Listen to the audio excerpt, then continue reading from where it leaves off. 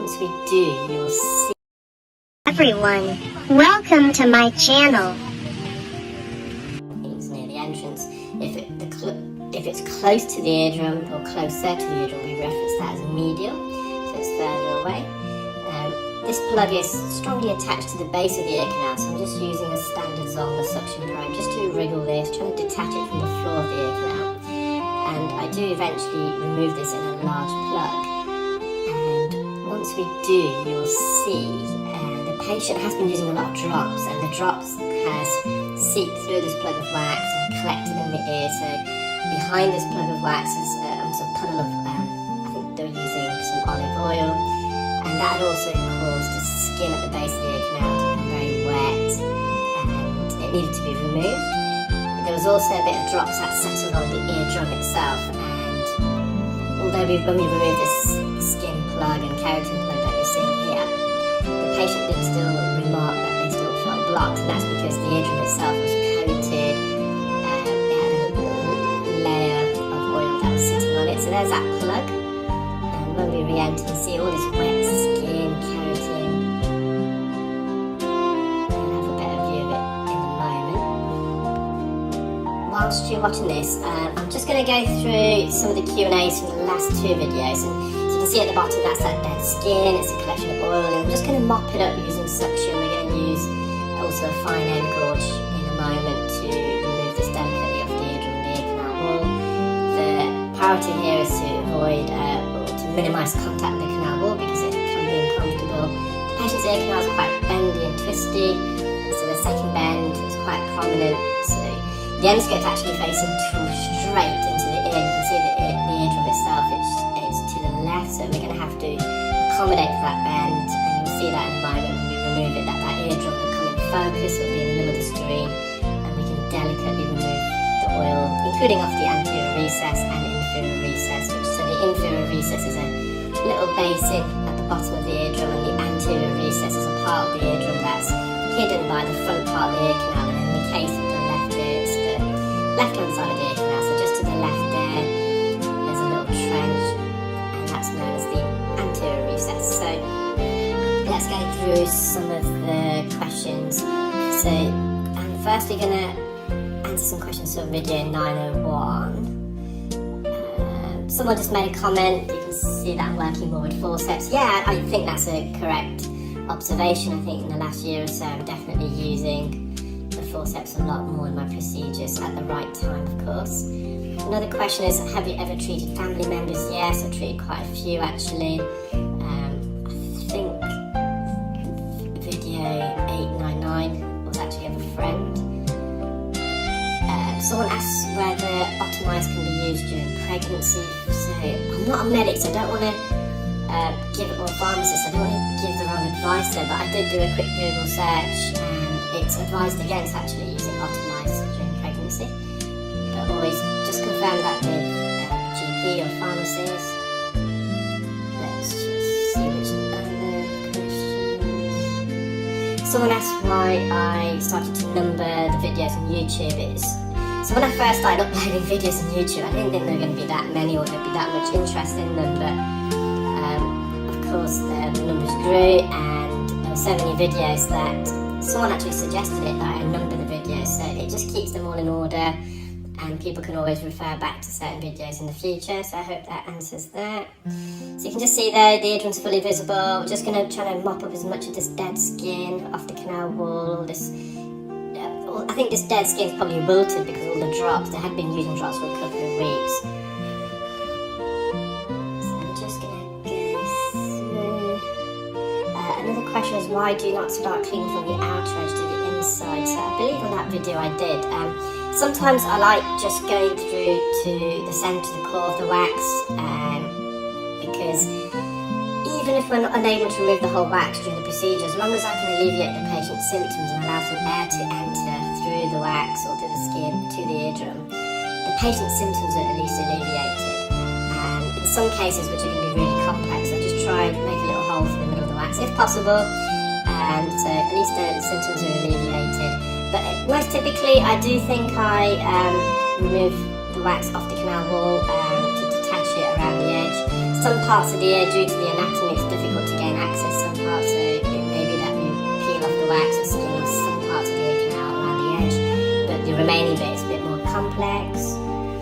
There's a few people who are being a bit, I don't know, I don't want to comment too much on it, but I made a reference to, I think in my second but last video, but I've had quite a few requests of people asking about my personal life and then asking me to crack jokes during the videos and become a bit more of a comedian. And I did reply back to that, and I thought I was pretty diplomatic. I even said I don't want to cause offence, but I was trying to explain that I'm getting a lot of these requests now, and I'm not this is not meant to be a comedy show. I'm not a natural comedian. I was kind of, although they're being light-hearted about it, but cut terms of Scrooge against me and lighten up. And I think all I really did was just to explain that I'm an audiologist, and this is an earwax removal channel, and I don't want to. I'm just going to be myself in there, and it's not just that individual to the individual. And I did say don't take offence. I don't mean it to be in a bad way, but I needed to explain it, so because you're getting asked more and more about this. And there's a few people there who have got a little thread of their own who've called me a few names. I'll let them be if that makes them feel a bit better, but I thought I was being very diplomatic, and by the response from everyone else on that particular video, it seems like I was very diplomatic, and so, but anyway, if that makes them feel better, that's fine, it's not a problem. So let's go through some of the other questions. What would you say for cleaning your ears? Yeah, so someone asked whether it's possible that I can clean my own ear. It's not really. It's really difficult to do that. I'll have to probably use a mirror and use a reflection and try and get in my ear.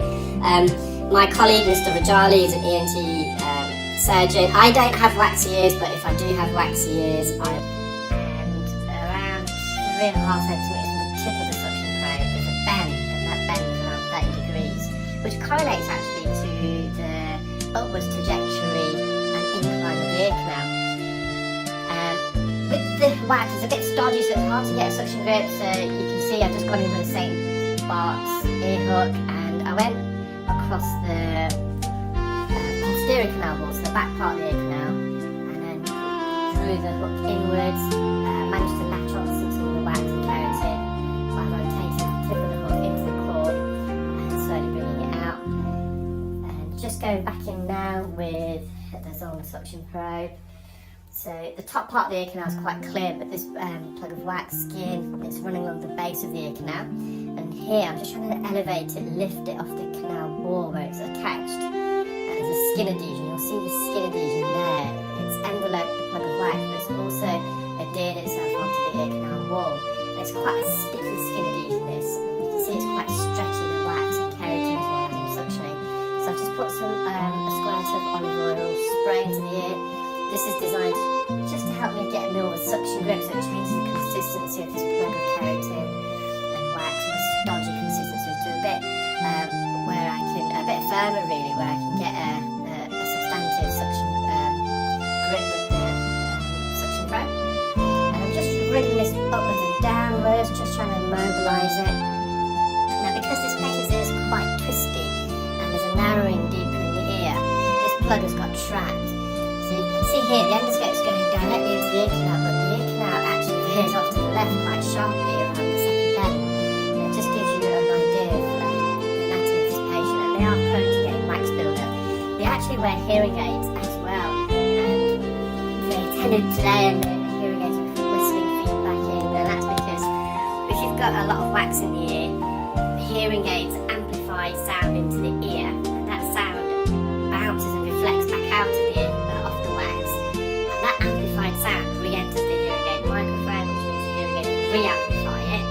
And again, that re-amplified sound will hit the wax, bounce back out, re-enter the hearing aid microphone, and the hearing aid will again re-amplify that same sound. And we get a feedback loop, and that causes the hearing aid to squeal. And the hearing aid is really, really whistling. Because the patient's hearing was that bad, they weren't themselves able to hear this acoustic feedback, this another term given to it. But I could hear it from just outside the clinic door. It was quite audible. The patient was did advise that their wife wasn't too pleased with them, and they should have had this removed a while back.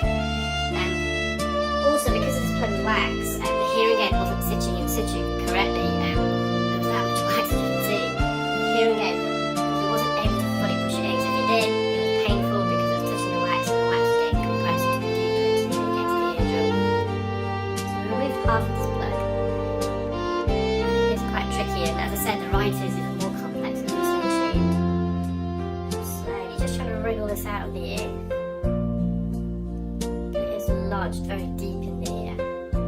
But we're making good progress. So it is slowly but surely creeping forwards. And now I'm just trying to rotate the wax out of the ear. So take it, because it's quite a bendy canal. I'm just trying to navigate it around the bend. So there's still another plug there.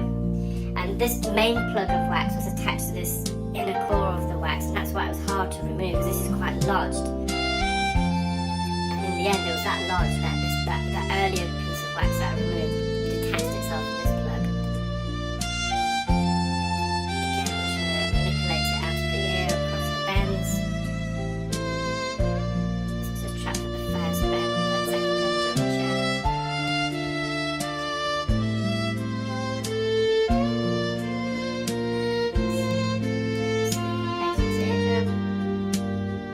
Healthy enough, slightly red, it's just because it was so packed in, but that's just due to the wax infection there. Now this is the right ear. It looked quite innocuous initially. I thought this would be pretty straightforward, but this patient's right ear is much more narrow. The wax plug was more impacted. There's more of a twisty, bendy ear canal as well.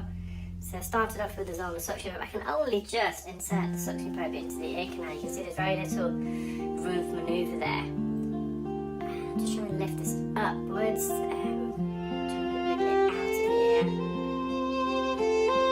Resting the endoscope on the tragal cartilage. The tragal cartilage, so we're not actually in the ear with the endoscope at the moment.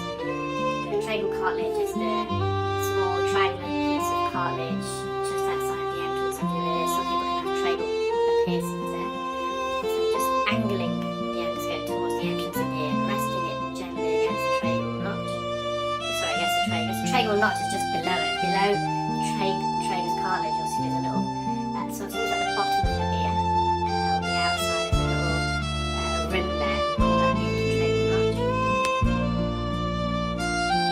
Another piece of wax down there, I'm just trying to bring this down to the ear canal.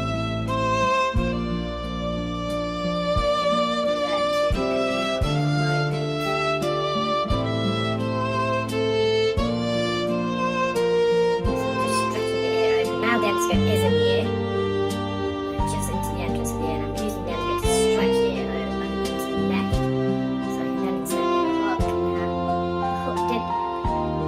Itself, but again, a bit more medially, deeper in the ear. The wax is lodged, and you'll see once I remove it, it was really impacted against the ear. It was quite red afterwards.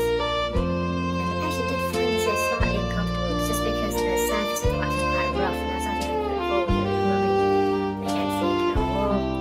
So the hook, just trying to get it as deep as possible, really gentle, and I would bend the hook, tip into the wax, and bringing it forwards. Slightly dicing the wax as well, just cutting through it slightly. Just put some oil in here just to suction some of the remnants, because the hook did dissect the plug of wax into smaller pieces. Just trying to suction these smaller pieces out of the ear now. The ear canal is virtually shut. So a lot of elderly patients, not all, but a few, the cartilage weakens.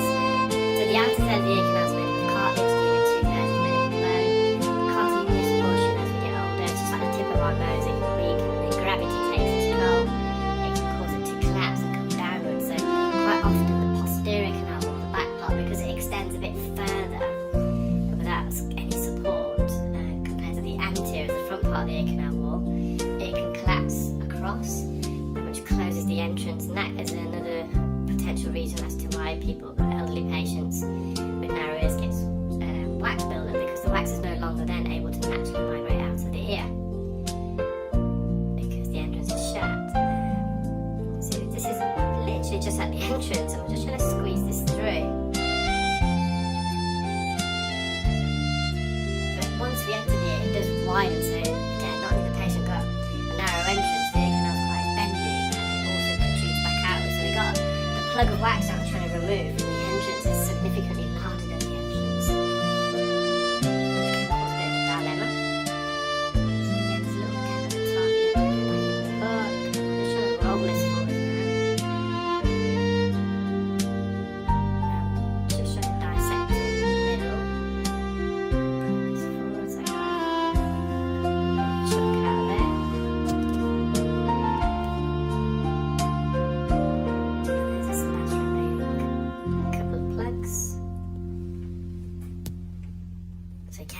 really stretching the ear open here with the endoscope. You can see how much wider it is now. And I'm just embedding the tip of the hook into the core. We've got to be gentle. This is when I train the Clearwax delegates, and I'm saying it because I've made mistakes. You learn from your own mistakes. And in the past, I have accidentally kind of embedded the tip of the hook too deep into the caudal wax, and as I was bringing the hook out, I grazed the bottom of the ear canal. So you're just going to be careful that you don't over embed the hook, because it can be uncomfortable for the patient. Get to this piece. This is just hanging out the ear. This is in what we call the cavum concha. So near the entrance of the ear, the external part of the ear, you've got a bowl. We call it the concha, and the bit near the entrance we call the cavum concha, and the little hollow piece of cartilage on the outside part of your ear goes a bit more upwards. That's called the silver concha. And this wax, I had managed to get it out of the ear, which dropped into the bowl of the ear, so the cavum concha. Yeah, I'm just trying to reel this piece out.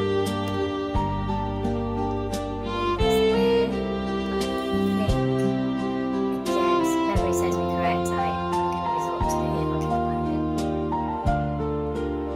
Get the piece out, and because the entrance is so narrow, that piece of wax has separated itself in order to be extracted from the main core, which is just visible there. So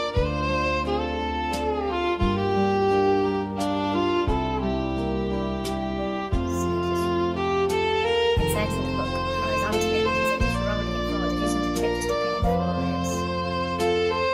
Try and get it behind, stabbing it into the core. And as I'm extracting it, I'm trying to make sure the hook is vertical and in line with the entrance. So I'm trying to bring the hook straight back out through the narrow entrance without making contact with the canal wall. Yeah, just trying to go a bit deeper now with the hook. Leave behind it now. Drag this large piece of wax, I think, on this tendon, base tendon, one piece actually. So I'm pushing the cartilage up a bit to get access.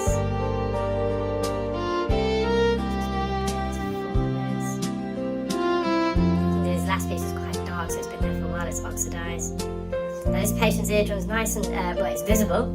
A bit red because the wax was impacted against it, but at the top there's a bit of an attic retraction, so they have got a bit of eustachian tube dysfunction, which causes the eardrum to be sucked in, a bit like when you're on the airplane. That's all the remnants of both ears. Well, I hope you enjoyed that video, guys. Take care and speak to you soon. This is of a very interesting case of a patient who got referred to me by another audiologist. He suffered from severe otalgia. So otalgia is the medical name given to earache, reduced hearing, and pressure in their ears.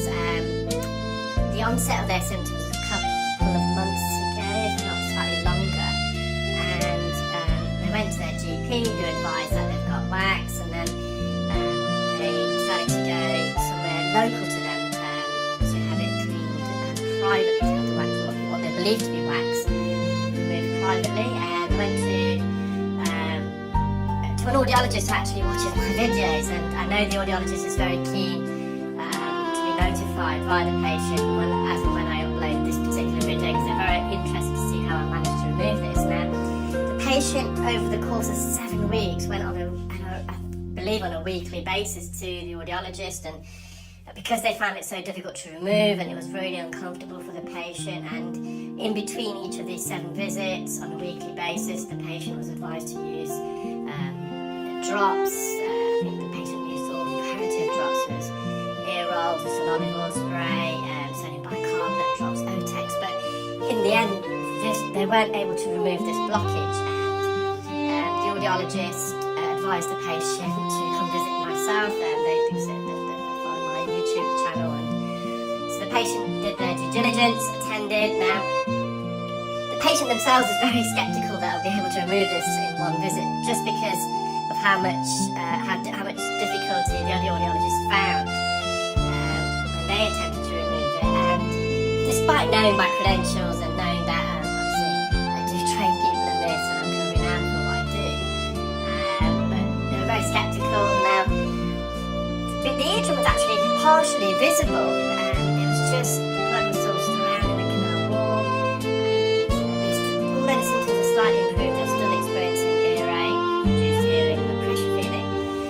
almost immediately, I diagnosed a patient with keratosis obturans. This is not earwax.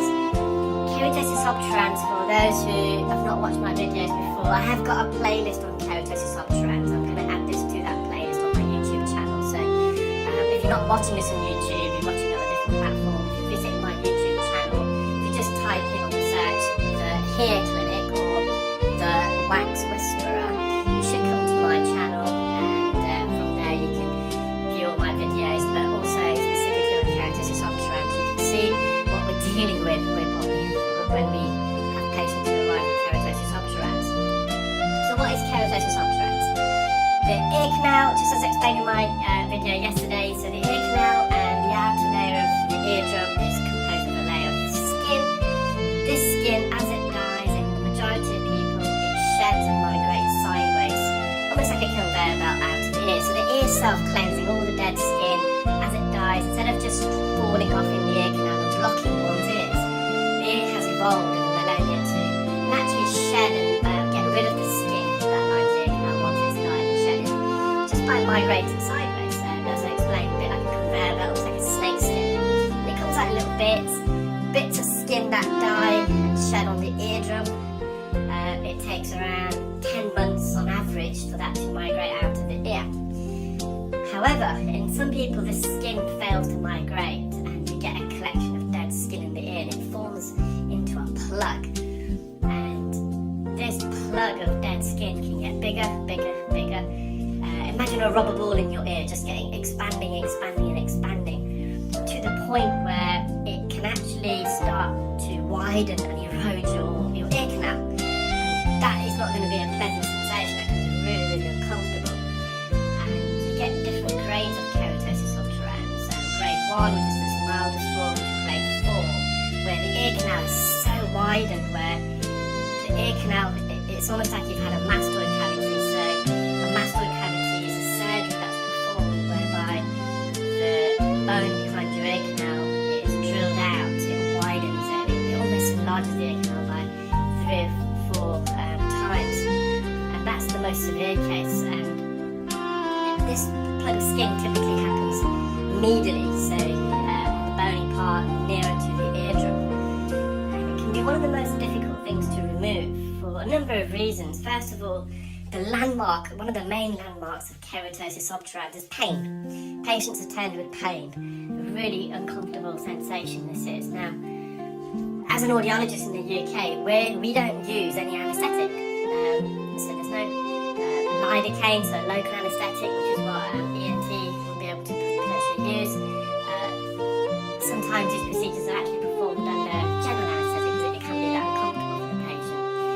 And also, I don't actually have an assistant, so when I'm performing this, it's all by myself. So I don't have anyone stretching or expanding the ear canal. I'm in the ear with my instrument of choice in my dominant hand. So in my case, that's my right hand, and I'm holding the iClearScope endoscope, which is the endoscope that's inside the ear to visualise the ear canal. At the same time, I'm removing this pocket with my left hand. So you have to have the bilateral, we call it bilateral cooperation or bilateral integration skills. So your right hand must be able to communicate with your left hand, and also both hands must be able to communicate with your brain. So it takes a while for people to develop the skill. Now, with this particular patient, they've also got a very narrow ear canal entrance. There's quite a few cilia there, which wasn't actually causing that much of an issue. It may sometimes skew the view now and again when you're viewing, but it wasn't affect me in terms of removal of this keratosis obturans. And again, it's just in my anecdotal experience. I generally find this condition more prevalent in the Far East. If you've got a Far East heritage, or you originate from the Far East, or you've got ancestry in the Far East, that's because a lot of people in the Far East have very dry ears. They don't have the gene that codes for oily sweat to be secreted within the ear canal. And also, I do find it in the Asian communities as well. This patient is of Asian heritage. So you can find keratosis obturans in the Caucasian or African communities as well, but it'd be interesting to do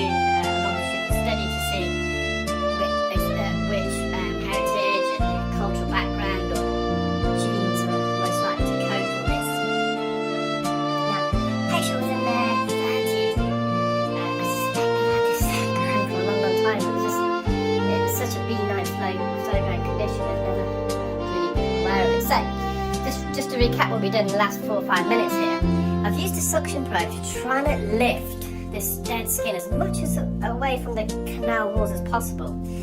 That's then allowing me now to use the forceps. I wasn't able to use the forceps originally because it would mean that the bottom jaw or the top jaw, depending upon which angle I'm going into the ear, would have to graze the canal wall to get behind this layer of really thick skin. It is really, really thick keratin that's coating the canal wall. That'd be really, really uncomfortable. And if you carry on watching, so it's a long procedure, in the next couple of minutes or so, actually I've removed the blockage. So you can see the whole ear canal, see the whole eardrum. That's going to be done in the next couple of minutes. But there's an invisible layer of skin that's still coating the canal wall. And I've spent the next 15, 20 minutes almost removing that, or removed it completely, because I wanted to see what's underneath that layer of skin. Just in case we don't want to miss anything sinister or anything serious underneath that layer of skin, such as a canal cholesteatoma, for example.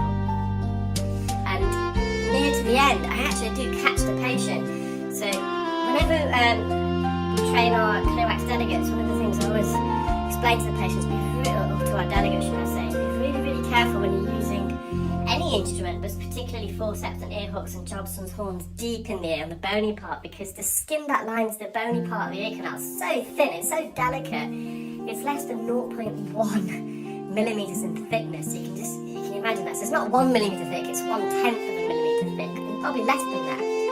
And there's no fatty tissue or cartilage underneath that. So, and that skin is directly on the bone. There's nothing, as I said, in between buffering it. And with those instruments, because they're sharper instruments, if you catch that, it can not only be uncomfortable for the patient, but it can cause a bit of bleeding or bruising. And in fact, you will see it with the forceps. Nearer to the end of the video, actually, so we're still away from it.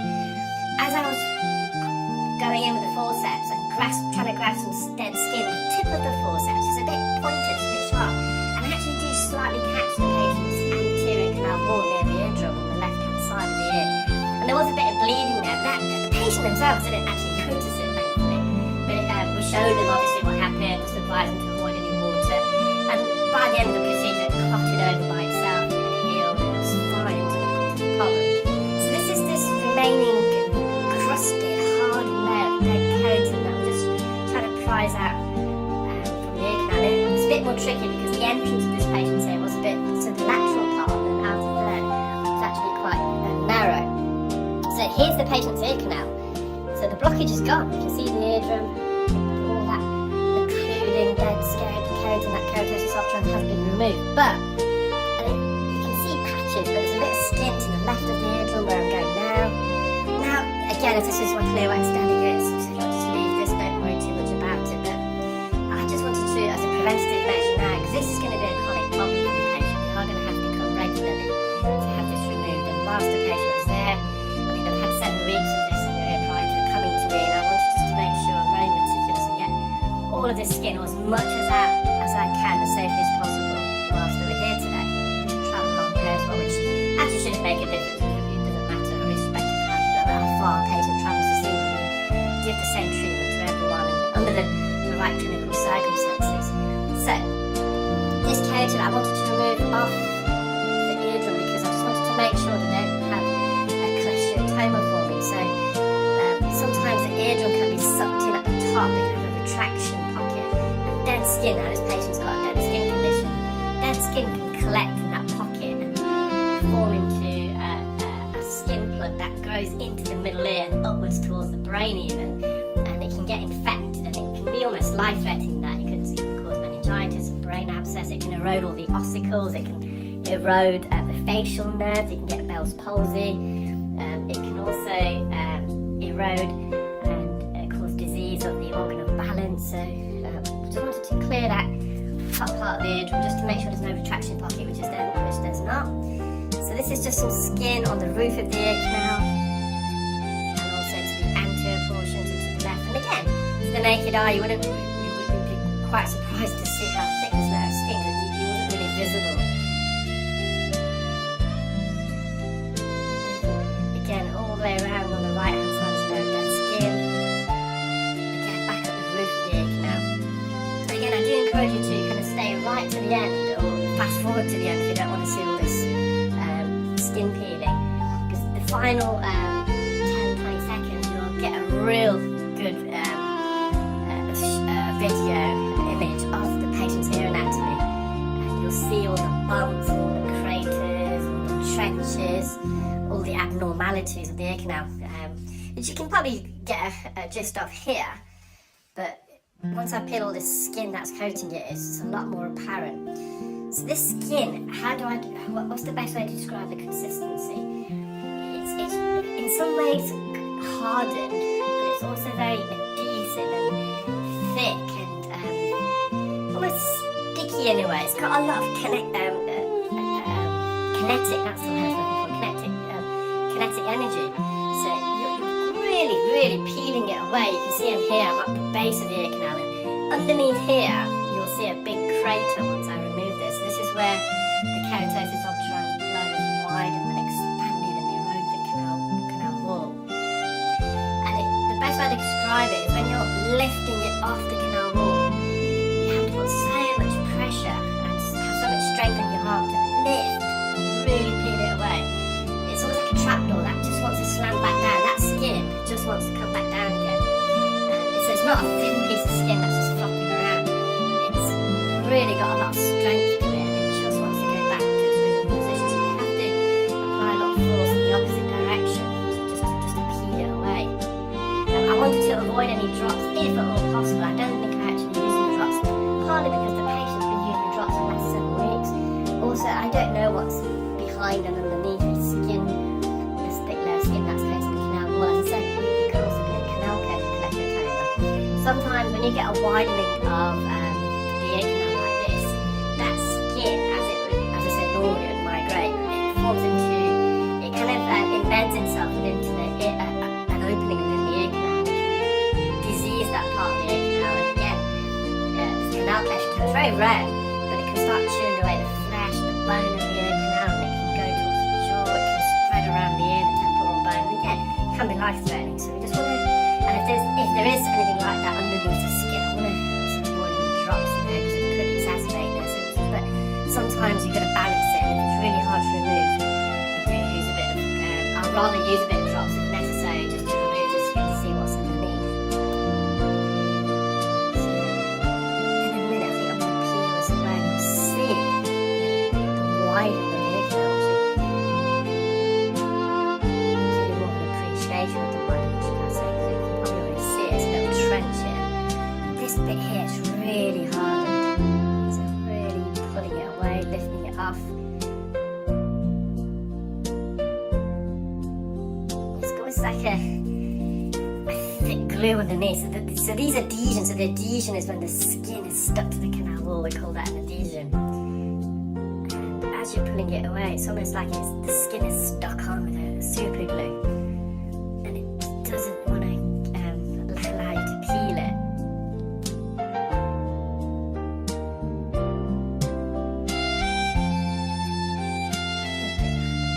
Not too far away of removing this. I'm just going to be careful that the tip of this suction probe doesn't poke into the bony part, because it's got a sharp ridge, and it can, again, that will be really uncomfortable for the patient. But you see how much force I'm putting there, lifting it away. So, as I mentioned, we actually finished the patient's symptoms improved after about 8 or 9 minutes of the procedure. I got the blockage out, ear canal fully visible, pain had gone, the pressure feeling had gone. What I'm doing now is a lot more preventative work, and I wouldn't have done this in my early days because it would just be a bit too tricky for me to do. I'm happy to admit that. This just comes with experience and just the know-how. You kind of understand the process, you understand what's required, if it's possible or not. Now you can see that widening there, you can see it's a bit of red, that's a bit of blistering, that's where the skin was really stuck to the bony part of the ear canal. As we improve it away, fortunately it doesn't look like there's any kind of fully diseased area there. There's no underlying infection, there's no discharge there, no wet dampness there, which is really good to see. Just reverts to the forceps. So we're just gonna, the forceps are really tricky using it in this particular patient because of the entrance.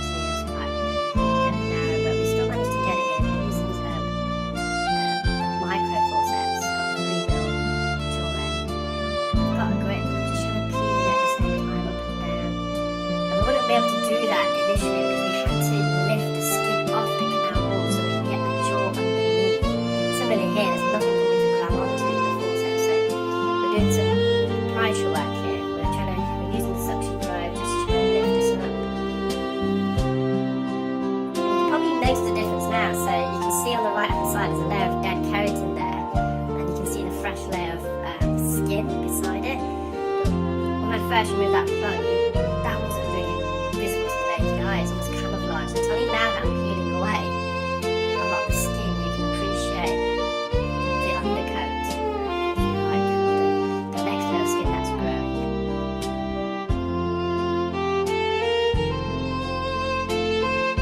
And again, we do manage in the end to remove all this. So just come back in with a fine suction fluid.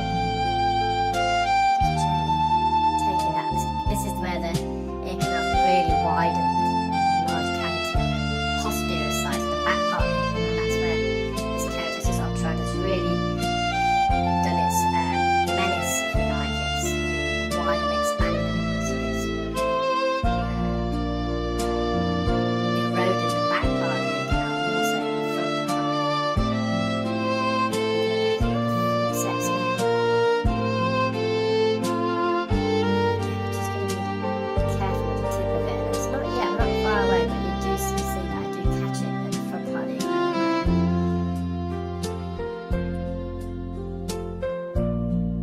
So very little space to work with. If I widen those forceps any more than I am, so they're not fully widened, the top jaw will hit the front part of the ear canal, the back jaw will hit the back part of the ear canal. And if I go any further, the tip can poke into the eardrum, so be really, really careful. So I think for this bit, I'm going to go back in with a suction probe and peel it off. This is a little crater here as well as the inferior recess. There's a trench there caused by this Keratosis obtrans. We call that the annulus region. So for the audiologist watching, this region here is the annulus region.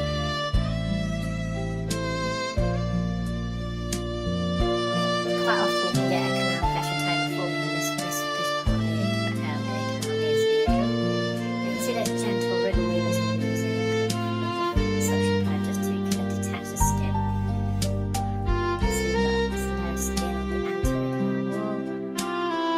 And again, it's really strong in there, it's like a strong glue. We have to work against it. So it's now peeling backwards. Again, we want to avoid making contact with the bony part of the ear canal because that will be uncomfortable.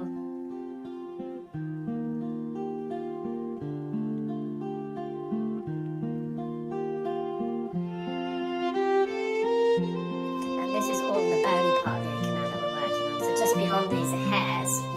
So the front part of the hairs, that's the cartilaginous portion, and anything beyond the hairs in this particular case is the bony part of the ear.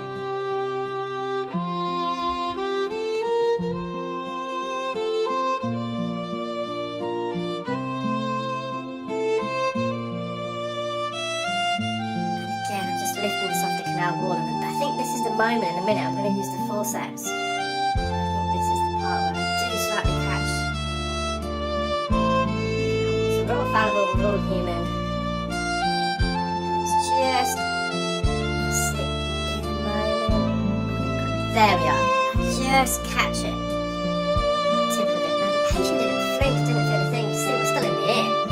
The patient was fine. Just aware, but you can see I just caught this delicate skin. This cut, it looks a bit worse than it actually is here. It's just a little graze. But because it's directly on the bone, the skin's really, really thin, you can get a lot of bleeding there initially.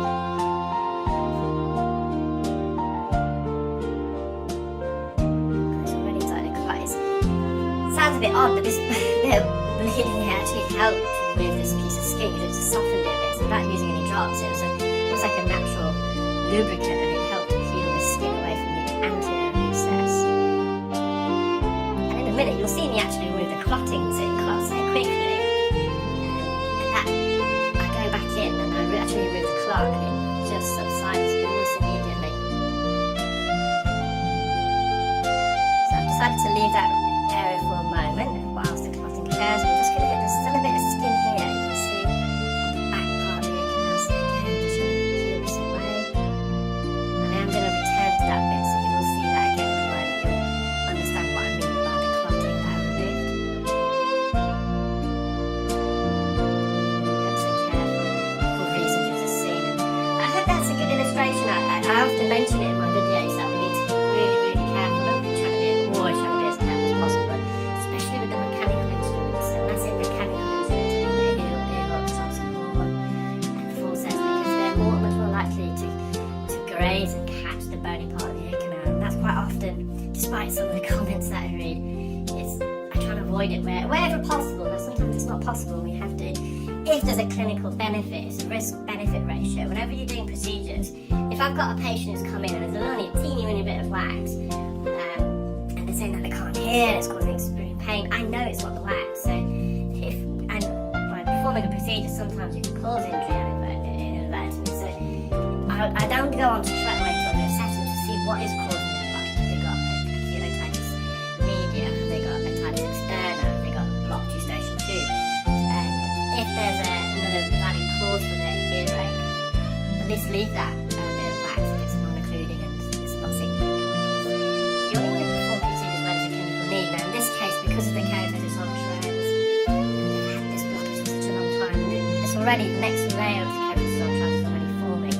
So whilst the patient's here, we're going to start looking slowly and remove all this dead skin, if possible. And it'll just hopefully prolong his next visit, which advice will come in the next year, and sooner if they have any symptoms developing. So this is now on the cartilaginous portion. We can put a bit of pressure. So here on the cartilage portion, the skin's a lot thicker. It's about 1 millimeters thickness. Cartilage is a lot more flexible. It's not as rigid as the bone. The bone is completely rigid. Put a bit more pressure, but now the skin is now gone over the boundary onto the bony part of the ear canal. So we're really careful once more. So I think I'm going to go back for that clotting. Let's just see. So you can see it's not profusely bleeding at all. It's sort of stopped itself.